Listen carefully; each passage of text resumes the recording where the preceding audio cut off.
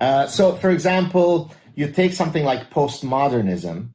This is the granddaddy of dreadful ideas because postmodernism actually argues that there are no objective truths. We are completely shackled by subjectivity. We are shackled by our personal biases. So there's no point in seeking a absolute objective truth because there are no such truths. Hold on, Gad. Like by saying no objective truth, you mean nobody knows whether right wing is correct or left wing is correct or this religion's correct or that religion's correct. Oh, no, much more basic even. So let me give you specific examples. So in 2002, I had one of my doctoral students had just defended his doctoral dissertation. And so we were going out for a celebratory dinner, myself, my wife, him, and his date for the evening. And so prior to us going out, he had given me a heads up to tell me that his date in question was a graduate student in postmodernism, in cultural anthropology, and in radical feminism, sort of the holy trinity of bullshit. And so, I basically, I hope we can say bullshit on your show. If not, no, you can say whatever you want. And so he was telling me this to sort of kind of warn me, let's be on our best behavior because, we don't want to get into big arguments. I said, oh, don't worry, I'm going to be on my best behavior, which of course was not true.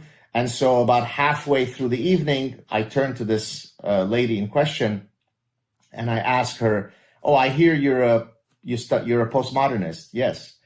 Do you mind if I propose to you what I consider to be universal truths? And then you could tell me, you don't think that there are universal truths, correct? She said, yeah, no, there are none. So, okay, well, let me propose what I think are some universal truths because I'm an evolutionary psychologist. So I do know that there is a universal human nature, for example. Excuse me. She goes, okay, go for it. I said, well, is it not a universal truth that within Homo sapiens, within humans, only women bear children? Is that not a truth? She looks at me, she scoffs, she scowls, she rolls her eyes, she can't believe my stupidity and says, absolutely not. So it's not true that only women bear children?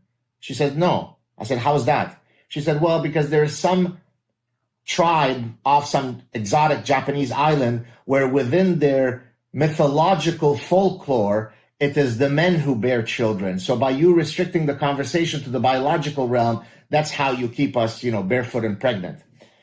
Okay, so she didn't accept that only women bear children. So I said, okay, well, it seems like it's too controversial for you to concede that only women bear children. Let me give you maybe a less controversial example. Is it true that from anywhere on Earth, sailors have always relied on the fact that the sun rises in the east and sets in the west? And here she used something from deconstructionism, a subfield of postmodernism, where she said, what do you mean by east and west? Those are just arbitrary labels. What do you mean by the sun? That which you call the sun, I might call dancing hyena. To which I answered, fine, the dancing hyena rises in the east and sets in the west.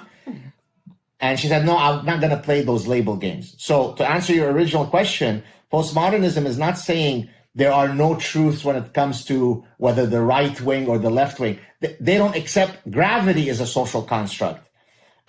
Sex differences are a social construct. There is no such thing as east and west. There is no such thing as the sun, right? As a matter of fact, Alan Sokal, who's a famous physicist at New York University, had written a paper, a satirical paper, a hoax paper, in 1996, which he published in one of the top postmodernist journals, academic journals, where he was arguing that gravity is a social construct and the rest of it, but he was being satirical. It was a hoax paper, and it was accepted in that journal. So then he went and said, oh, I've got an admission to make. It's all nonsense. It's gibberish what I wrote.